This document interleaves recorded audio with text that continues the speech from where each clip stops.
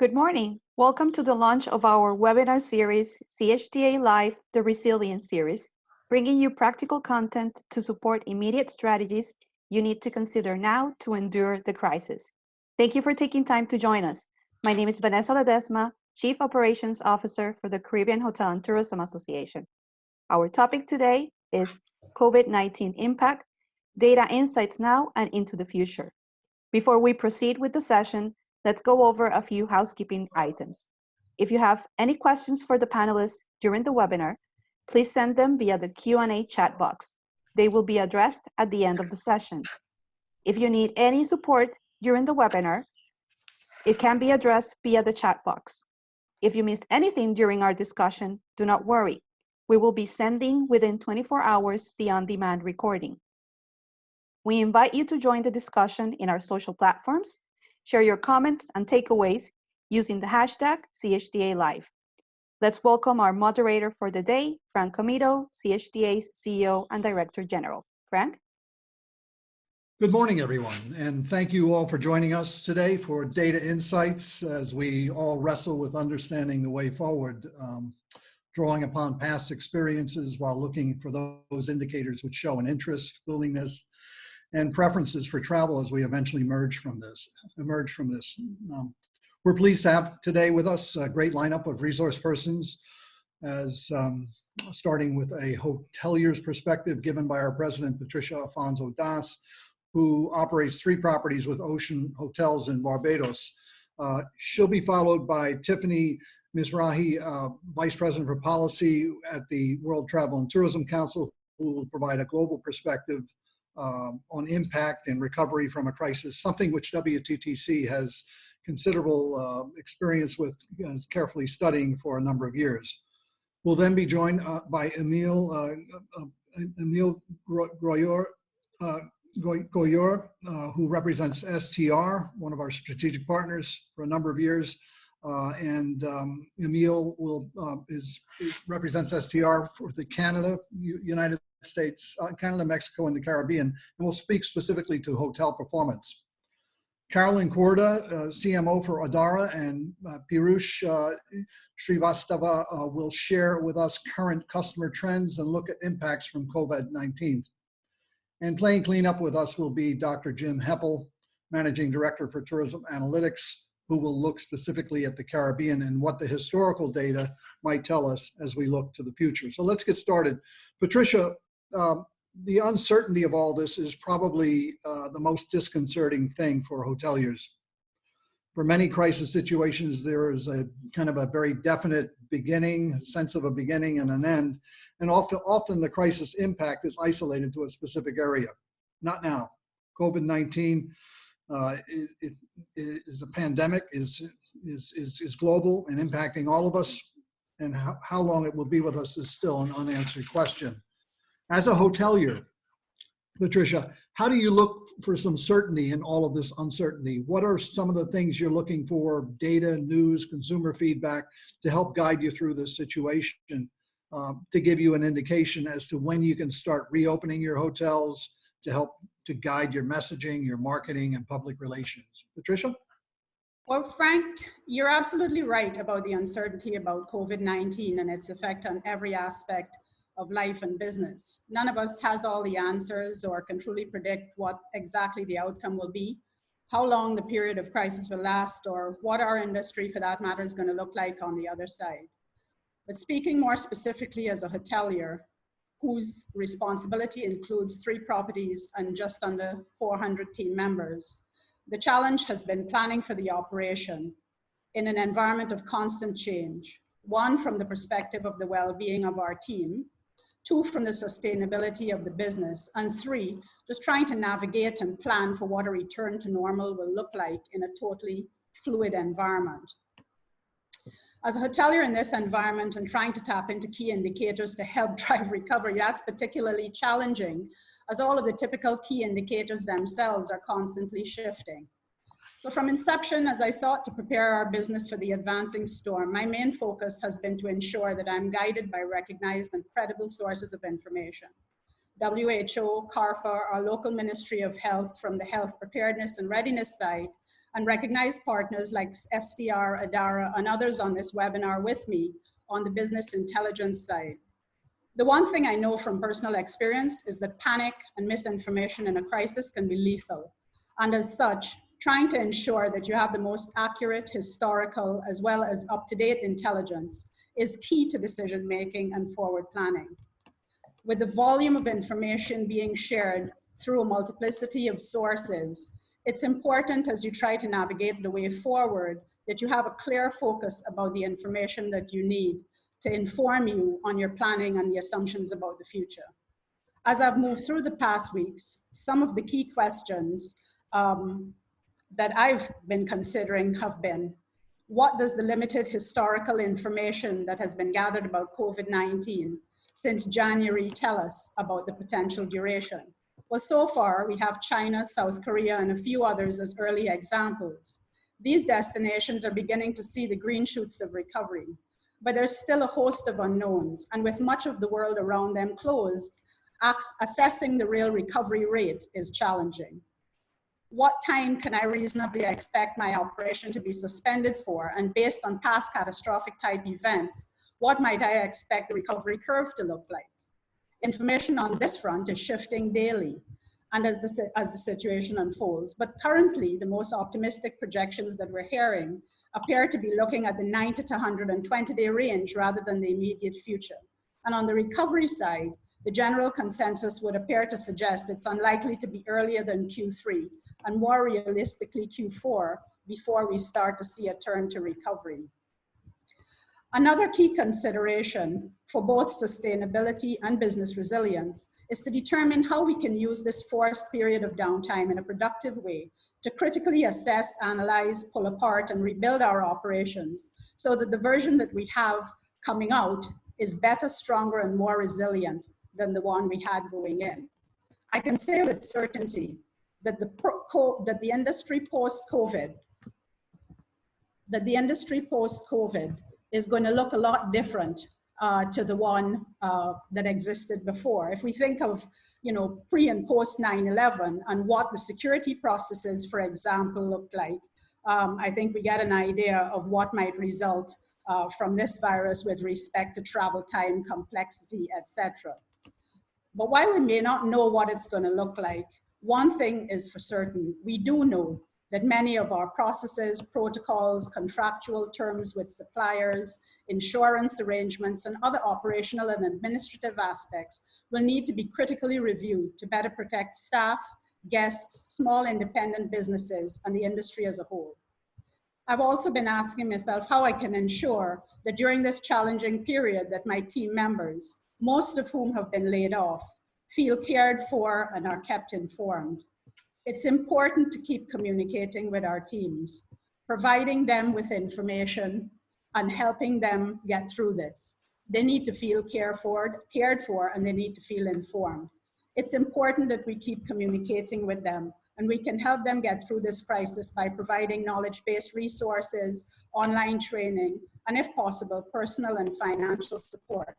The better chance we all have of coming through this stronger.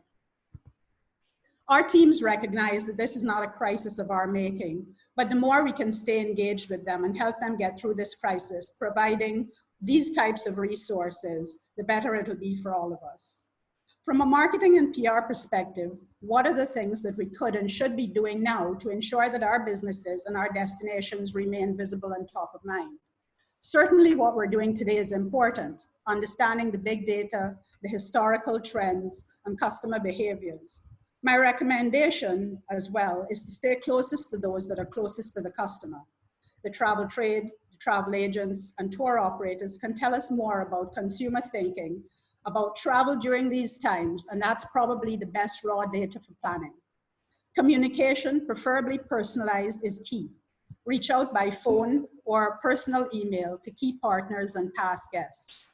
And provide assurance that our properties and destinations are taking proactive steps to contain and mitigate so that we're coming through this process on relatively the same timeline. There's no benefit to us being open and our source markets closed, or vice versa. And we can also use technology and social media in creative ways to stay connected remain top of mind and showcase our people and our islands, inspiring potential guests to visit when the time is right. As I begin to focus on recovery, what should my re-entry strategy be? How do I position with respect to rate, my comp set, my business needs, and the region in what will be a highly competitive market where everyone is struggling to make up lost ground? My recommendation would be against deep discounting and rate slashing. Most data suggests that hotels that sacrifice rate to drive room occupancy suffer deeper losses in profit and take even longer to recover. So focus on delivering value and excellence. Consider offers that drive forward bookings and review cancellation policies so that you're still protected, but you can give the customer a greater sense of security. And as we seek to maneuver through this crisis, it's important to stay closely connected to your local association, who should maintain a close and open dialogue with government. As members, we must be responsive to requests for data and information. Navigating through this crisis will take a coordinated collective approach, not just locally, but regionally and in conjunction with our key source markets. This is not a time for thinking about me. It's a time for thinking about we. And as we move into recovery, many of us will need a financial recovery plan in order to secure loans to get us back on track. This will need to be backed by sound company data, your company's historic data and industry data. More importantly, financial institutions will want to know about your company's ability to pay back a loan. And to support your case, you'll need to have an indication of what recovery would look like, backed by forecasts of revenue and operating costs. You'll need expert advice and data to support that. I'm hoping that the insights we gain today can bolster our case for both policy support from government in the form of tax holidays, loans, and refinancing support from financial institutions. Those are the kinds of answers and questions which many of us are hoping to garner from this and other awareness and training exercises in the future.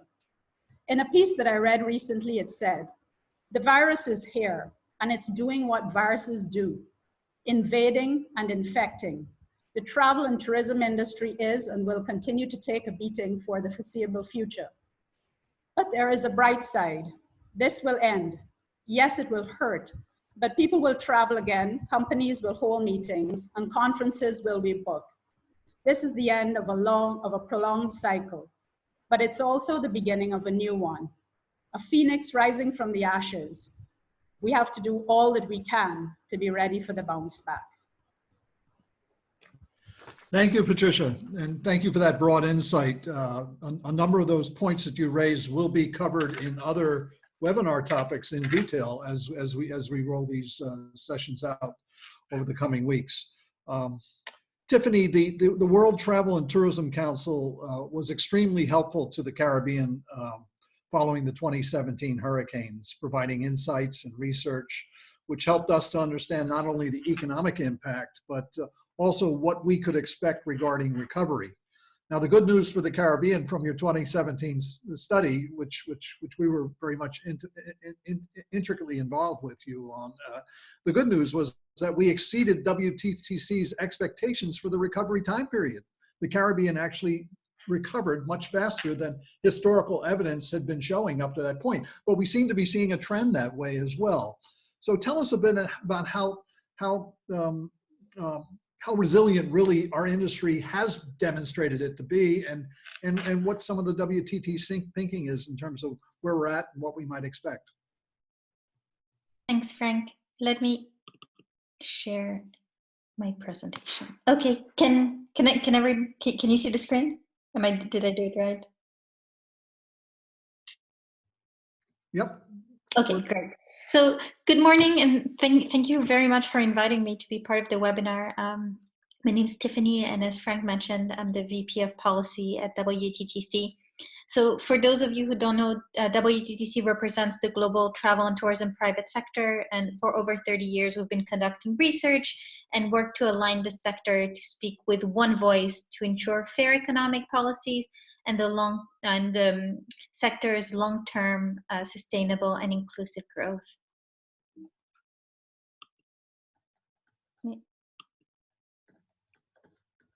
There we go. So let me start with some quick facts on COVID-19 and to put the pandemic into context. So as of today, there have been over 1 million cases, reported cases, and the fatality rate on the basis of the reported cases amounts to 5.2%. What's interesting is that over 77% of all cases are in 8 countries alone. So the US, Italy, Spain, Germany, China, France, Iran, and the UK. But the outbreak itself has spread to over 180 countries, regions, and territories. According to the WHO, the pandemic is accelerating. It took 67 days for the first reported case to reach 100,000 cases, 11 days for the second 100,000 cases, 4 days for the third 100,000, and just 2 days for the fourth 100,000. So looking at the potential impact of COVID-19 to date, our latest research from WTTC estimates that up to 75 million jobs are at immediate risk. The research reveals that a potential travel and tourism GDP loss could be up to $2.1 trillion in 2020. We also estimate that a staggering 1 million jobs are being lost every day in the travel and tourism sector due to the sweeping effects of the COVID-19 pandemic. We expect, in terms of geographic spread, that the Asia-Pacific region is likely to be the most heavily impacted, with 49 million jobs at risk, which would represent a loss of about $800 billion to travel and tourism GDP. But the rest of the world is most certainly not immune. Looking from the flip side, obviously, we don't focus solely on aviation, but ADARA does. They estimated that the 2020 global revenue has moved beyond its extensive spread scenario, which would imply a $252 billion revenue loss in 2020. And IATA actually estimated that only 30 out of 300 airlines have enough liquidity to survive for more than 3 months, and that most airlines only have about 2 months worth of liquidity. So I think, it's fair to say that the situation is quite extreme and quite dire, and I'm sure that the rest of the speakers will share their data and information on this matter. Frank mentioned some of the research that we did. I'm not going to speak specifically to the Caribbean research that we did, but we did undertake a big body of research in November 2019 on crisis readiness, in which we looked at 4 types of crisis. So we looked at terrorism, natural disasters, geopolitical risk, and outbreaks. And we found that for outbreaks, disease cases, the average recovery time to pre-crisis international arrivals levels was 19.4 months. What we also found is that the travel and tourism sector is becoming increasingly resilient. So our research across the 4 categories shows that between 2001 and 2018, the months to recovery decreased from 26 months on average to 10 months on average.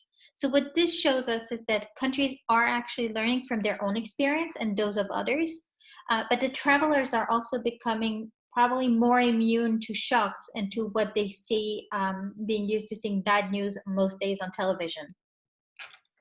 So what is important? So I think that this is no longer a challenge of individual countries as it may have been at the very beginning of this outbreak, but it's really become a global issue, and that all countries are interconnected, need to be part of a solution. We're very much in uncharted territory, and the travel and tourism sector is uniquely exposed and in a fight for survival. Because of the increasing intricacy and interconnectedness of global events, there's a need for governments to work with the private sector to improve preparedness to mitigate the impact of crisis, their management to effectively address those crises, as well as enhance the responsiveness to ensure that speedy recovery. I think we've seen time and time again with crisis that it's extremely important to avoid disproportional reactions, which may affect the economic health of destinations. And in that context, and as Patricia mentioned, a fact-based approach is really important from trust-based authorities, including the WHO's, as well as key decision makers. And the WHO believes that containment is possible. One quote that I very much like from the former DG of WHO, Margaret Chan, She said that 90% of economic losses during any outbreaks arise from the uncoordinated and irrational efforts of the public to avoid infection. And in that context, it's so important to enhance coordination and cooperation to make sure that people are safe, both from a health perspective, but also from an economic one. We have seen in our work, and we continue to see, that countries do learn from their own experience and the strong policies implemented by others. And just for China, I mean, from the SARS outbreak brought China in 2003 to a virtual standstill, which forced the country to really review its infectious disease control policies. They made substantial investments to improve infrastructure, surveillance system, emergency preparedness, and response capacity, such as development, real-time monitoring, and is now serving as a kind of a model worldwide to address infectious diseases.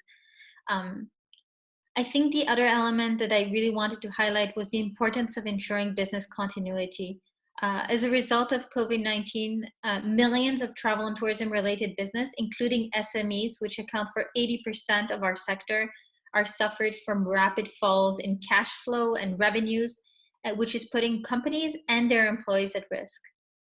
In Japan, for instance, a number of accommodation businesses and bus operators are going into bankruptcies as a result of cancellations from China, Hong Kong, Taiwan, Korea, as well as domestic travelers.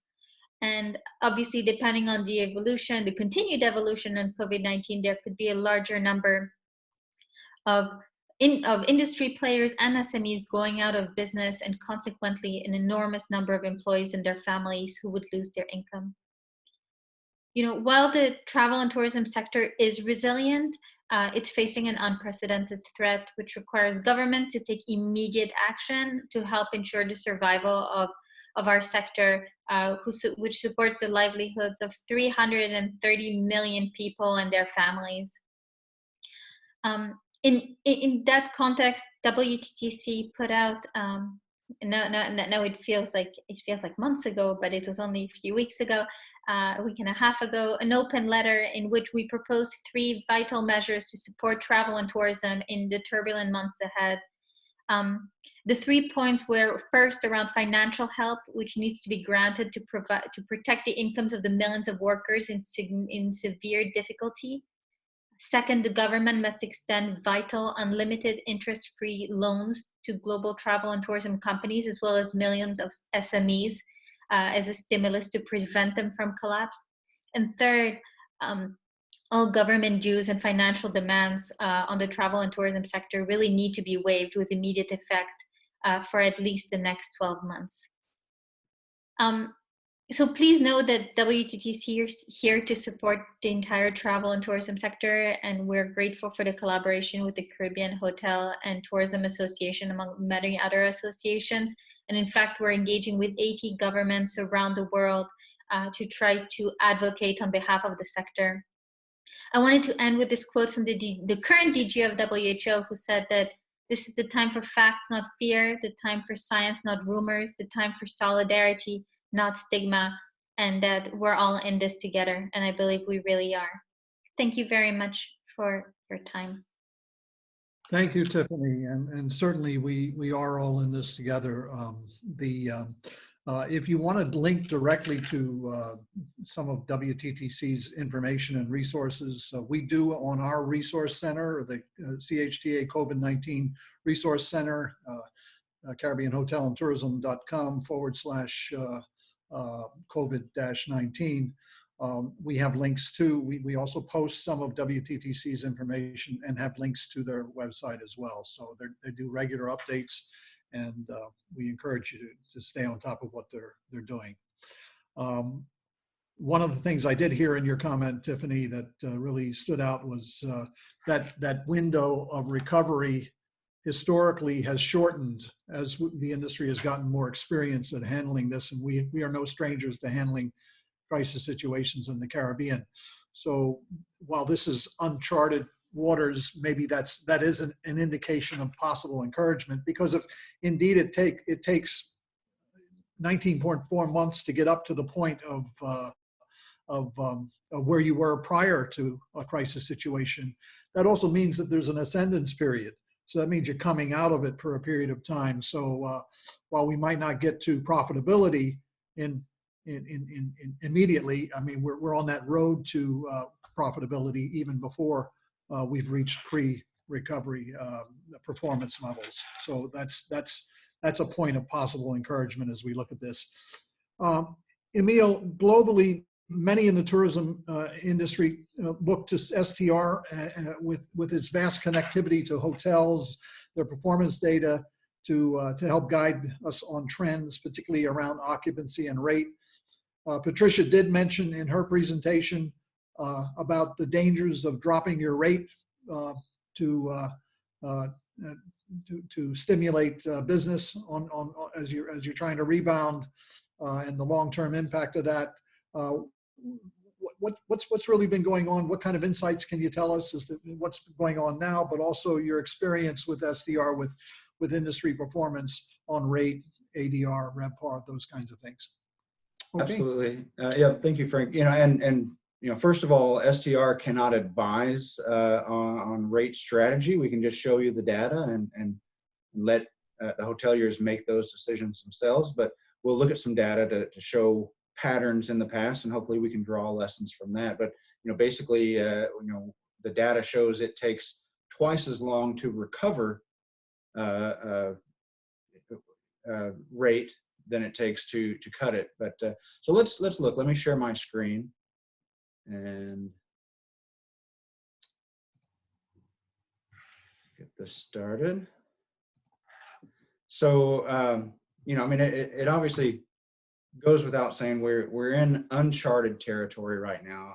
For the week ending this past Saturday, March 28th, RevPar for the Caribbean region is down 89% compared to the same week last year.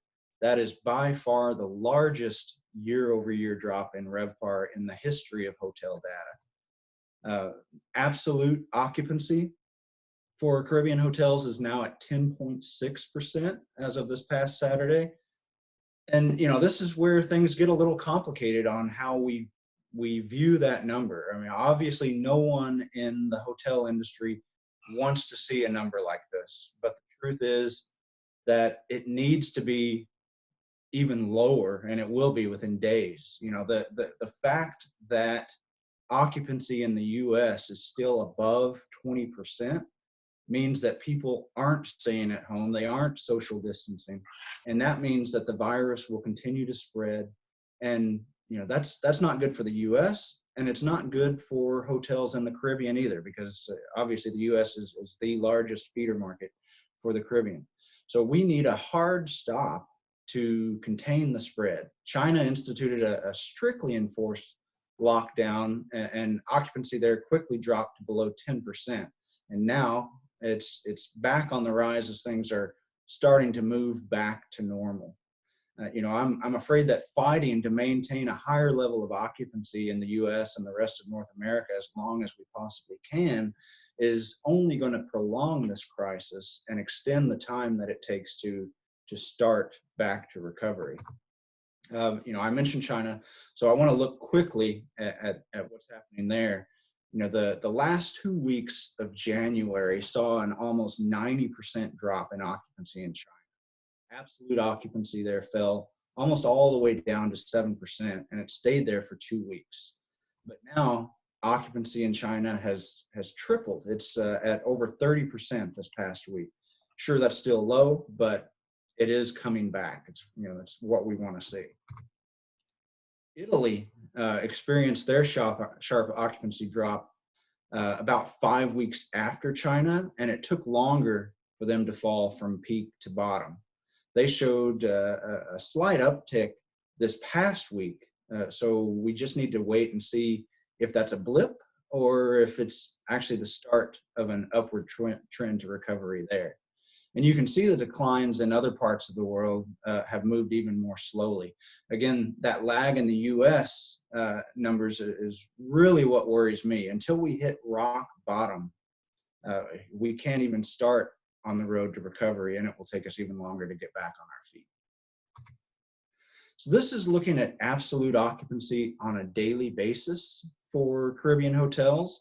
you can see that occupancy overall was still growing almost all the way through February.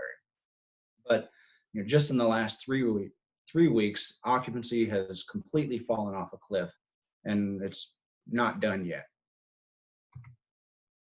And no market is immune anymore. At the end of February, markets like Aruba, the Bahamas, the Cayman Islands, they were all still growing occupancy year over year. Now there aren't even enough hotels open in those markets to report daily data. Where we do have sufficient data, we're seeing single-digit occupancy everywhere now. So, that's where we are. The question we get a lot is, how does this relate to 9/11 or the financial collapse of 2008? So I wanted to take a couple of minutes and look at what happened to hotels during those two turn downs and see what we can learn from these patterns. What we're looking at here is ADR percent change indexed to the event. So basically where ADR was when 9/11 happened, when Lehman Brothers went under, and we're seeing how low ADR fell. And we're seeing how long it took to get back to where we were before that crisis. You can see that post 9/11, it took about 36 months, and post 2008, it took nearly 5 years to get back to the previous peak. The steepest drop in ADR for 9/11 after the 9/11 downturn was roughly 4%.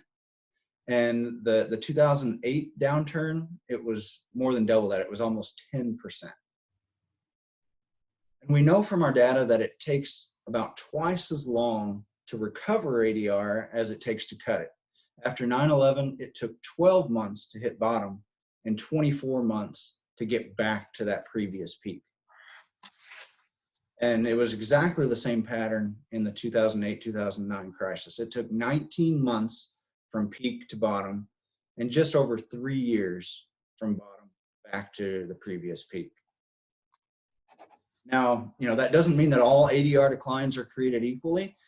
Post 9/11, we saw an immediate, very sharp drop in room rates that then got better over time, and finally 12 months later, we were back into positive ADR growth again.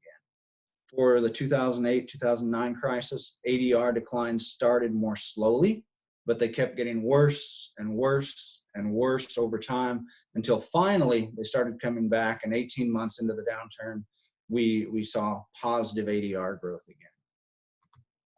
When you take ADR change and occupancy change together, we get that RevPar percent change. And post 9/11, annualized RevPar declined almost 8% before it started to recover. And during 2008-2009, annualized RevPar declined nearly 20% when indexed to that prior peak. So what does that mean for today? What does recovery look like today? Honestly, it is too early to tell. But STR did just release our revised forecast. This is for US hotels, but it'll give some idea of what we're expecting for the rest of North America. So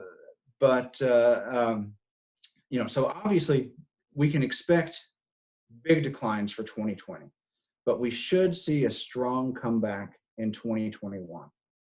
Honestly, looking at these numbers, I've never seen a forecast like this before. And it's hard to wrap my head around these kind of numbers. So I want to show you, it's easier to understand when we look at absolute numbers rather than that percent change. So RevPar is going to be cut in half in 2020 when you compare it to what we had in 2019. And full year occupancy for the US is most likely going to be under 40%. And even with a strong comeback in 2021, we probably won't return to our previous peak numbers until the following year, 2022. That said, sooner or later, we will recover from this. Patricia, at the beginning of this webinar, really was hitting the nail on the head. We will get through this. We've been down before. many times, and we've always come back stronger than ever. And I know that many of you are thinking, well, this is unprecedented. This is the worst downturn we've ever seen. I'm thinking it too, but I assure you, we will get through this. You know, honestly, the best thing we can do right now is to try our best to take care of each other during these difficult times, start planning and preparing for the eventual recovery.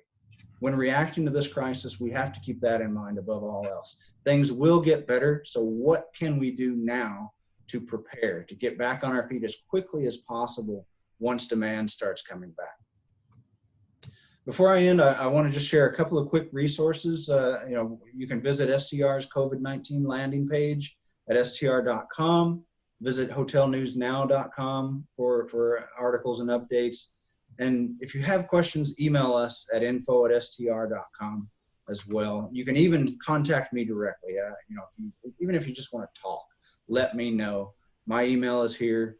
Follow me on LinkedIn. I'm constantly sharing updates there about the region. So Frank, I'll turn it back over to you. Hopefully I haven't gone too far over my time. No, you were right on the money. Thank you, both in time and presentation. Those are great insights, and I think instructional to us as well. We realize that you're not giving advice, you're just giving the data, but the data certainly is helpful. That whole issue of time to return to reducing your rate, I think Patricia gave us some good insight. Rather than adjusting that rate, look at value add that you can provide and other kinds of ways to deal with enticing the customer back, because you're interrupting the length of time it takes to return to operating profit, and because that sustained lower revenue has a major impact long term. It might immediately give you a little bump, but long term it's going to be difficult to climb out of that. Well, and the fact is right now, Frank, there is no demand. So, right.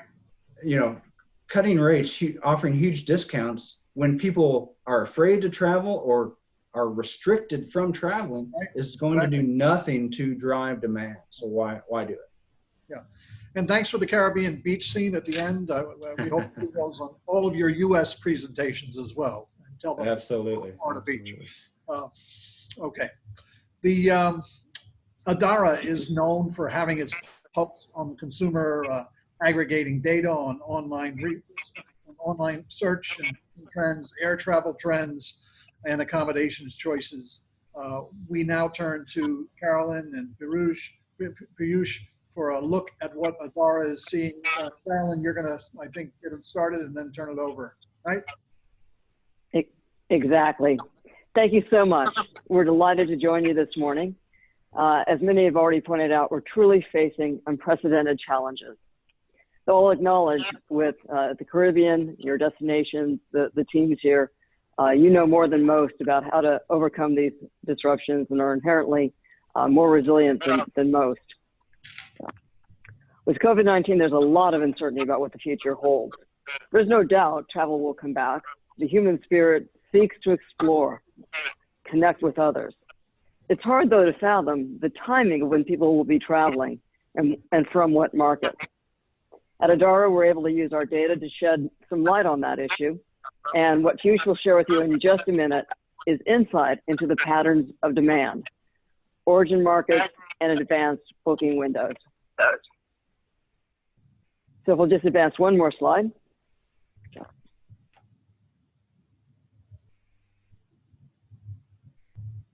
Can everyone see my screen? Yes, just advance one more. There we go. These two dimensions can help you detect the inflection point, that moment the travel begins to rebound. The reason it's important is that if you're too early, you waste your resources, precious resources. Too late, and you lose out to your competitors. Getting visibility to demand will allow you to get it just right. ADARA is here to help you. If you have questions, please get in touch with us. Get in touch with Vivian Murr or anyone on the ADARA team. With that, I'll go ahead and pass it on to Piyush. Thank you, Carolyn, and good morning to everyone, and thank you for attending the webinar today. As Carolyn was mentioning, at ADARA, what we are focusing more on is keeping a pulse on the market today how is the booking behavior, the search behavior evolving in the COVID-19 pandemic across the globe, and at the same time also trying to understand and assess what are the trends that we should be keeping an eye on for the future travel patterns as the recovery starts happening at some point in the future. When do folks plan on traveling, and what kind of travel patterns do we observe?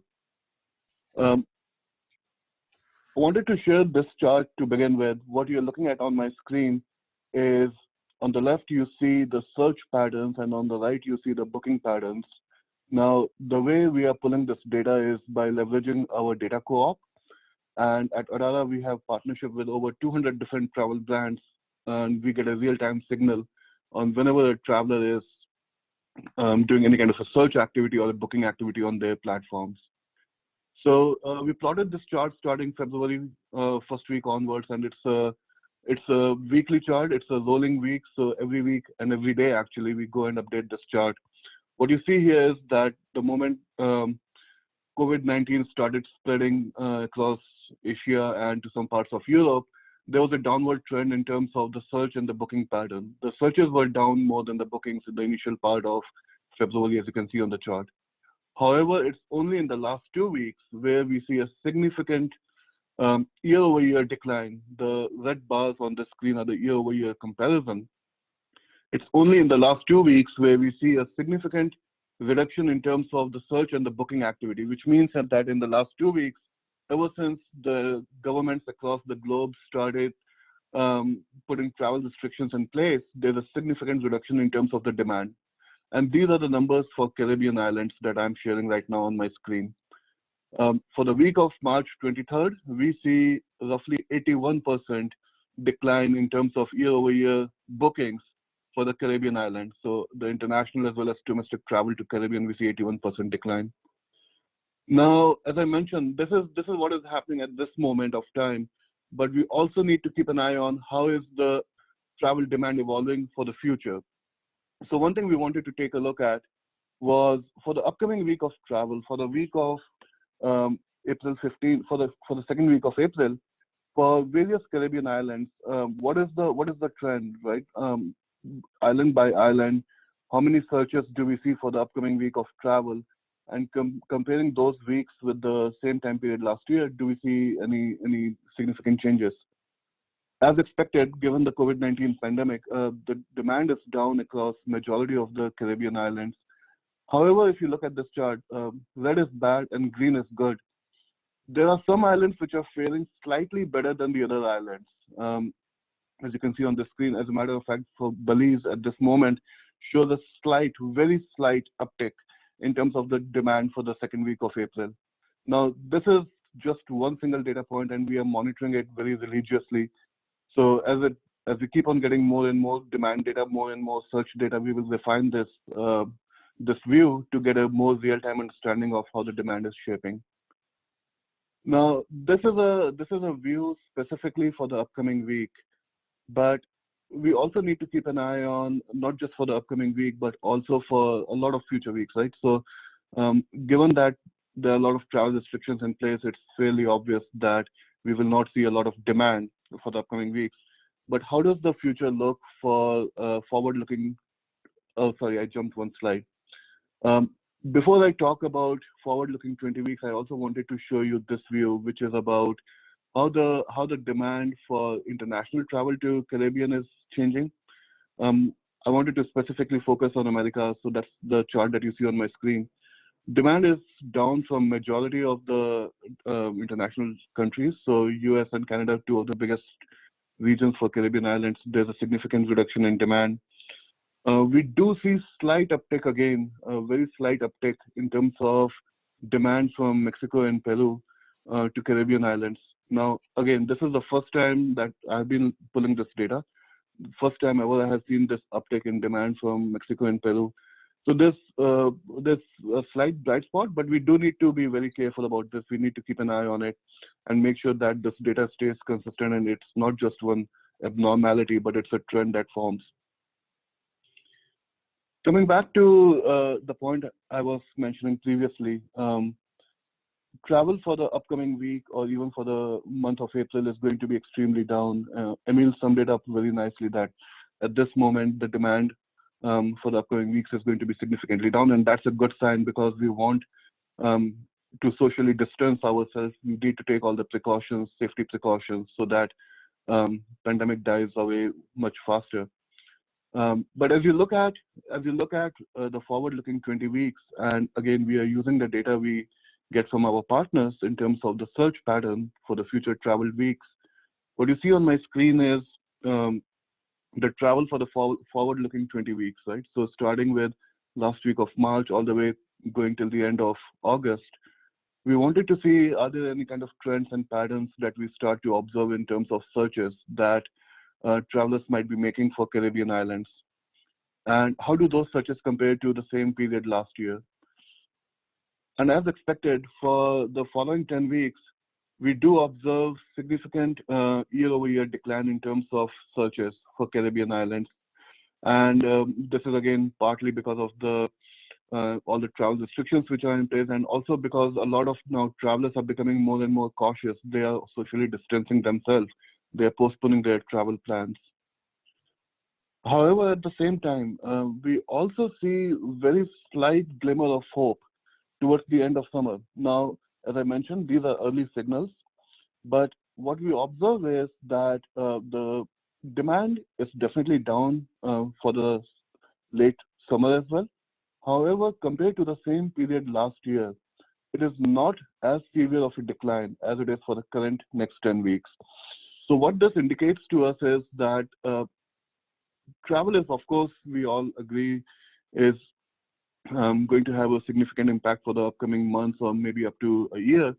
However, there's a slight optimism building up towards the Q3, towards the end of summer, where folks are cautiously optimistic, and they're still hedging, but they're looking forward to a recovery and starting to very cautiously start thinking about what they might do for the travel. And for the Caribbean islands, while it's still looking to be down around 25-30% for the later half of the summer, we do observe that it's not as severe as what we have for the next 10 weeks. And I do want to emphasize this further, that search is a leading indicator of when travel might pick up. Whenever we talk about recovery, the first thing that we have to focus on is, when do we see an uptick in terms of people looking to travel? When do people start planning to travel? What is that travel trip planning timeline going to look like? Still early days to do any kind of forecast for the end of summer, but all the DMOs and all the destination marketers, we always need to keep a look of how the demand would look like in the next 20 weeks. Because if we start seeing a pattern emerging and we see that the searches are starting to pick up, then that's a sign for us to start acting more proactively rather than wait for the demand to actually be there on your destination.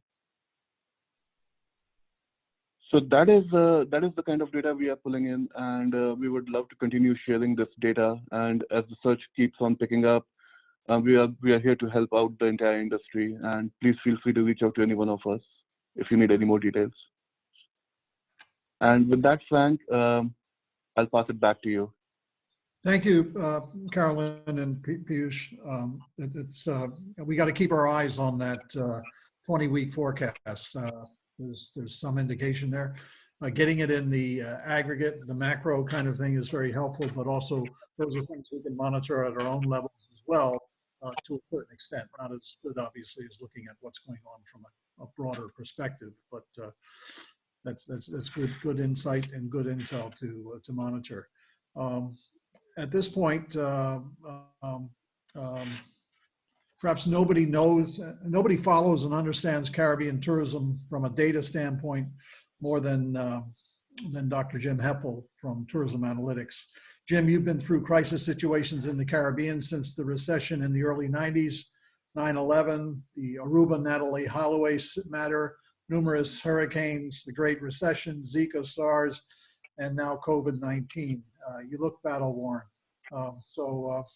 but you've been through it. So what's the data tell us, Jim? Thanks, Frank. Let me get the presentation up.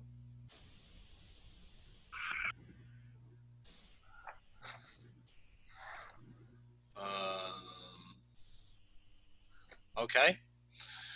Yeah, very quickly. Can you see the charts? Yep. Yeah. Okay, this is the past 20 years for the Caribbean in terms of stopover arrivals, UNWTO numbers. And you can see how we've grown from about 16 million arrivals in 2000 to the 27 million that we saw last year. And there were three hiccups along the way. First was 9/11 in 2001, and business dropped about 4% to 2002. And then in 2008, we hit the global financial crisis. Again, traffic fell about 4% and then recovered, but much more slowly. And then in 2017, we had the hurricanes. Business, because it was geographically limited, the fall was a lot less. It was only about 1%. But again, you can see how we've had, periods of crisis then followed by recovery. Now, as Tiffany was saying, these crises come for different reasons. The terrorist attacks and violent conflicts, that's really a loss of confidence in travel. And the marketing approach for that really is you've got to rebuild the sense of safety in wanting to travel. As Emile said, it's not price related, it's confidence related. The 2008 situation, economic recession, that was a loss of purchasing power. And that took a lot longer to recover because people just basically didn't have the money that they had previously. And then you have a third situation, which was the hurricanes, where you lose inventory and tends to be more geographically limited. And then finally, there's the situation that we have now, which are political decisions, which is basically preventing access. And those are the decisions are in the hands of the government, as well as in terms of actual consumer demand. But Cuba is a particular situation where you can see how a government decision will impact travel.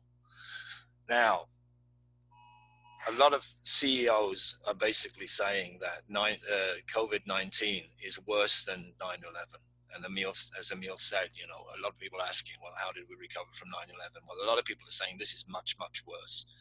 The American Airlines CEO, BA, the cruise lines are saying that this is their 9/11. And then our good friend Adam Sachs, Tourism Economics, believes that COVID-19 will be 6 times worse than 9/11.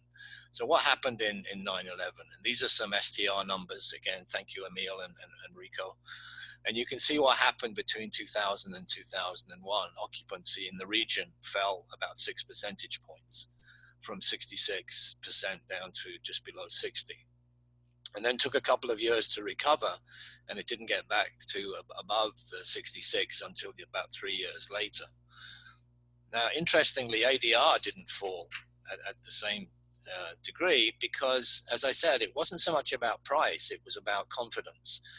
And so holding the rate made sense, but it did take a while before we saw some positive growth, another about 3 years. So RevPar took a hit. It was down 8%, stabilized, and really didn't show any kind of positive growth again until 2004, about 3 years later. Now, looking at some particular destinations, you can see what happened with Aruba. And what I've done is I've taken rolling 12-month averages for visitor arrivals to get rid of the seasonality aspects. And you can see that between September 2001 and the depth of the decline in 2003, Aruba lost 14% on a monthly basis of its visitors. It dropped from about 60,000 visitors a month to about 53,000. And then it took another couple of years before it got back to where it was in 2000. And then in 2005, we were hit by the Holloway incident, and tourism fell another 8% in that period of time before recovering more quickly than it did from 9/11. And you can see what happened with expenditures. In 2001, expenditures fell by 12% down into 2002 and continued that decline in 2003. So it took 3 years before tourism expenditures really recovered from where they had been prior to the 2001 attacks. Now, Jamaica actually recovered more quickly than did Aruba. They saw an 11% drop in visitor average monthly arrivals, but they recovered more in 2002 and 2003. It was about 2 years before they recovered. Now, there's a wrinkle to all of this. This is what happened with the Cayman Islands. Their arrivals were down 20% between 2001 and 2003. They began to recover, and then they got hit by Hurricane Ivan in September of 2004. And you can see what happened to their monthly arrivals. The same thing happened with Cancun. Their business was down 15% between 2001 and 2003. They began to recover. Then in 2005, they got hit by Hurricane Wilma. Now, one thing that has concerned me is that since 2001, we're 20 years almost down the road, the situation with regard to hurricanes in the Caribbean has gotten worse. So I'm really quite scared that we're going to have a kind of double whammy, if you like, that we have to be conscious of. We've got to plan for that too. Now, in terms of 2008, the financial crisis, it took 4 years. Again, thank you, Emile, Rico's STR. These are the Caribbean hotel room occupancy figures. You can see again, occupancy fell from just over 66% down to 59, a similar 7-point drop. But it took 4 years for occupancy to recover. But it took 6 years for ADR to recover because it was recession.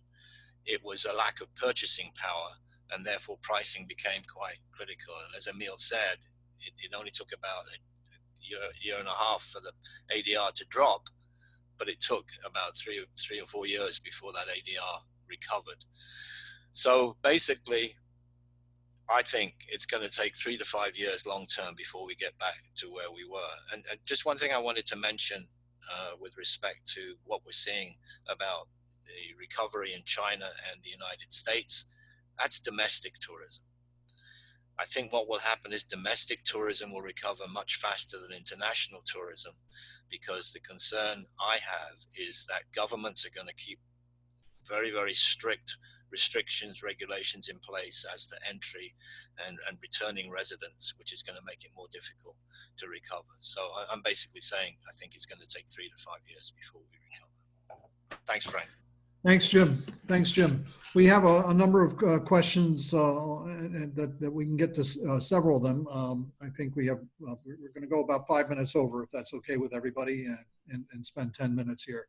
I'll start with a question, and then Vanessa or Alexis out there, if you can chime in with some other kinds of what we're hearing out there on the chat and the Q&A, that'd be good. Question to any and all of the panelists. What are some of the factors which destinations and hotels can control to speed up that recovery timeline?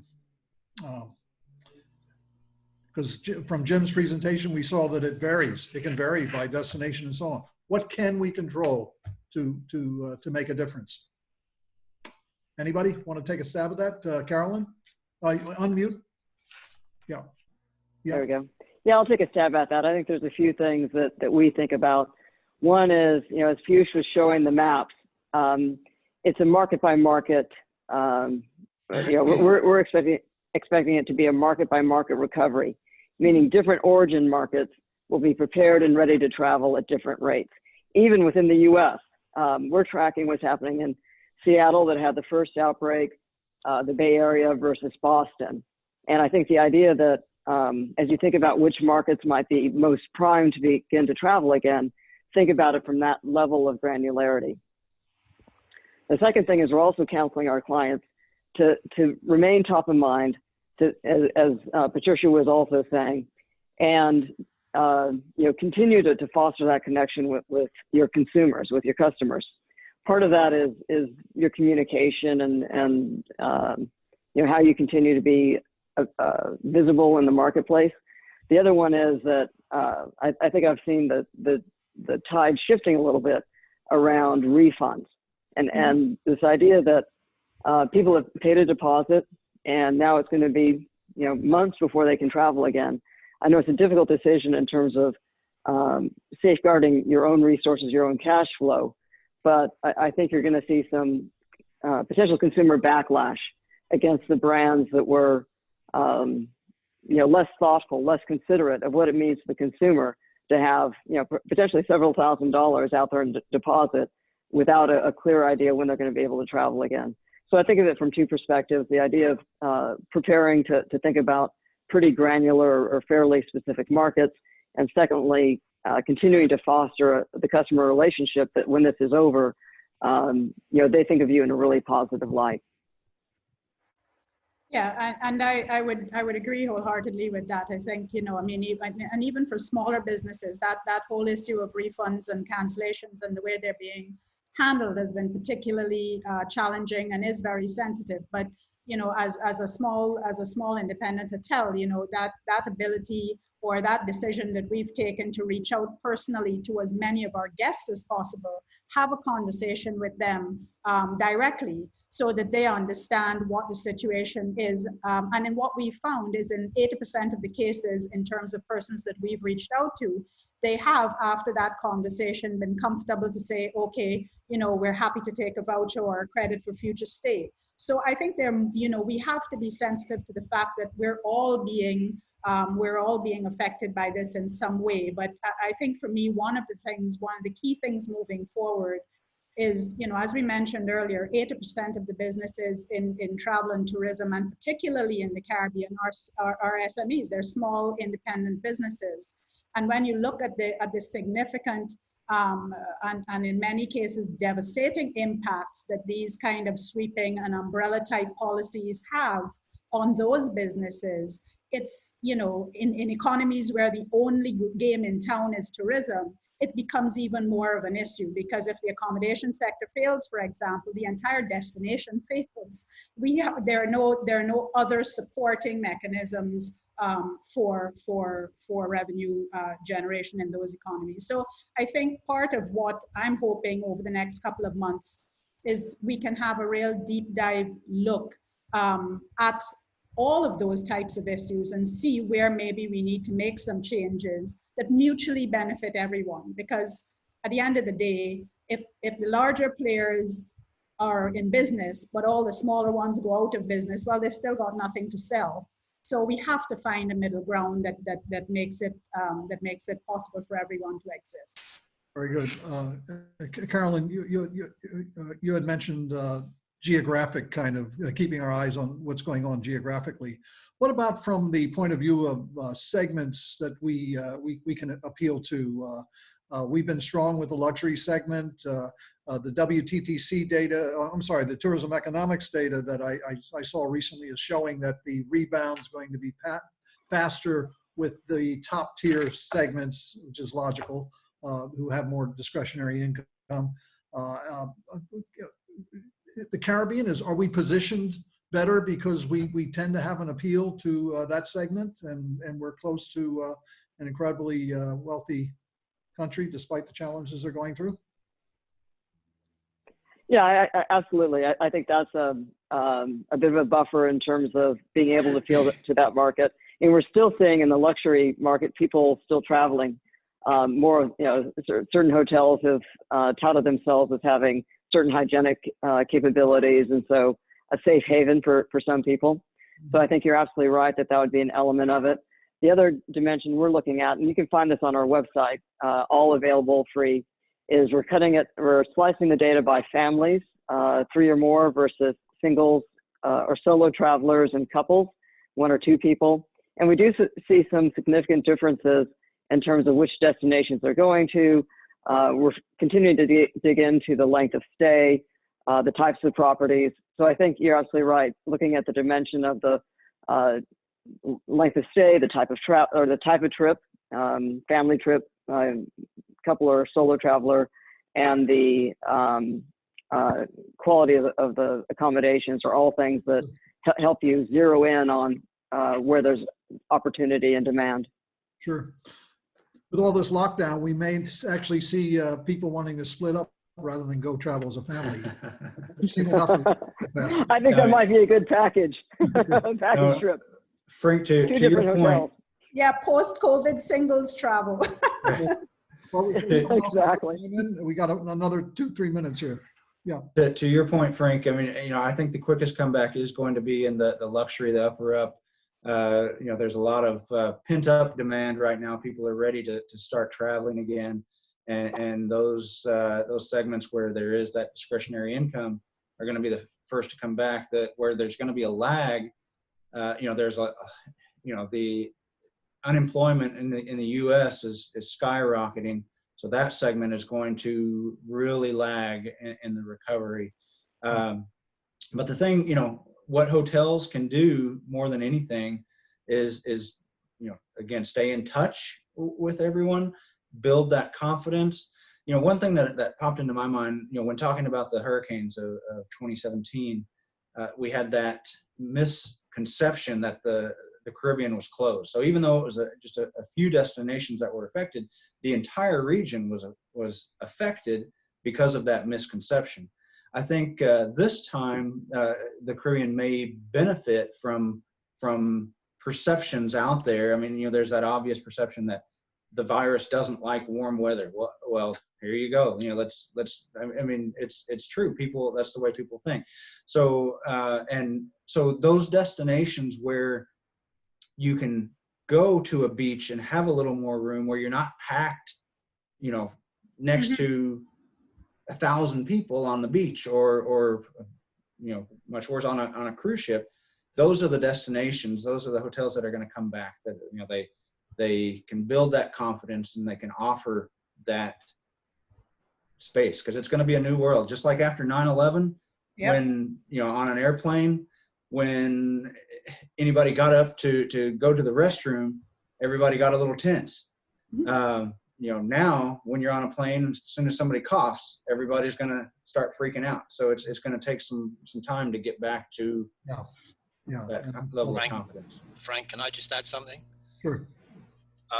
My concern is, we're talking about demand as though nothing is going to change in terms of restrictions on travel. And I don't know how many of you saw an interview that Dr. Fauci gave about 2 or 3 days ago, where he's basically saying he would like to maintain restrictions on terms of who can re-enter the country for as long as are necessary, in the same way that China has been putting these restrictions in place. And that it's going to be domestic tourism which is going to recover. International tourism is going to take a long time to recover, because countries are going to be very, very, very hesitant about opening up their borders to let secondary infections in. And also the United States is also going to be very concerned about letting people back in once they've got the situation under control. So we have our team monitoring a lot of the questions, and we'll respond to some of them after this. But Vanessa, there was one question you wanted to bring up, and we can wrap it up with that question. Yes, definitely. The question is, besides the political decision to close borders due to the pandemic, there are millions of people losing their jobs due to these restrictions. So this situation is generating loss of purchasing power as well to travelers worldwide. Do you believe this could affect not only occupancy, but also ADR, and the recovery could take longer than 5 years? Yeah, if in my opinion, exactly, that you've got a combination of a lack of confidence because of concerns about health, safety, combined with, as Emile was saying, in the United States, the economic impact is going to be significant. And you're going to find a lot of people that no longer have the purchasing power, and their price does unfortunately become an issue. And I think that's going to be very, very serious. Anyone else want to comment on that? I think, I'm always quite optimistic, but I think that, that it's hard to focus on, the positive on the other side at this particular time. But I think one of the things that I've been trying, maybe just for my own sanity, to focus on as well is all the work being done on the side with respect to vaccines and treatments and so on. And I think that, people, while I get what you're saying, Jim, I think at the end of the day, that has to be a big part of this. If we come to a point where people are comfortable that there is a vaccine, a treatment, whatever, then that unnecessary fear, or that fear that is based in lack of knowledge, significantly reduces. And I do think that people today, I don't think we can discount any of the things we're saying here, but I do think that it has to be something we're watching all of the variables. Because if you focus on only one set of variables, your prognosis is going to be completely skewed. So, and that was my comment about China. And, yes, they're seeing green shoots now, but it's very difficult to use them as a guide, because you can't tell what their recovery is looking like if all of the places that can usually travel to them can't travel to them? So would their climb out have been much steeper if more places were open? So I think we have to be kind of also fairly open in the way we think, and make sure we're looking at a range of things that impact travel, confidence, cash flow, and all those things. Okay, folks, really appreciate all of the feedback, and I wish we could have a dialogue for another hour. I think it'd be interesting, but time has its constraints. Next Wednesday, and thank you to all of our presenters. Thank you, great job. Next Wednesday, we're going to be doing our next webinar as part of the CHTA Live Resilience Series on debt restructuring. We'll be sending out a note with details on that today. It's a huge issue of interest and concern. We estimate about 70% of the hotels in the Caribbean hold some form of debt. So to get through this and to survive this will require a look at their portfolio and what they might need to do to adapt. On that panel will be Dr. Justin Ram, who's with the Caribbean Development Bank, George Spence, a noted developer, who's a noted financial consultant who's advised developers in various types of debt restructuring, and Matt Norton, an attorney with similar type of experience, and hotelier Sanabnik Destang. So we hope you can join us next Wednesday at 2. The notice on that will go out, early bird will go out today, and details on Monday. Thanks again to all of our panelists. Back to Vanessa with any closing comments. Yes, thank you, Frank, and thank you to the panelists. Just as a reminder, the session will be shared with all of the participants and registered attendees. It will be shared on video format, so do you have access to the presentations that were shared? As Frank said, this is just the first of our webinar series under the title CHTA Live Resilience Series. All of the participants that registered will be receiving the notices of our upcoming webinars. If you would like to join our mailing list, please email us at membership@caribbeanhotelandtourism.com, and we invite you to join the discussion and share the information and your feedback on the webinars using the hashtag CHTA Live. Thank you very much. Good day.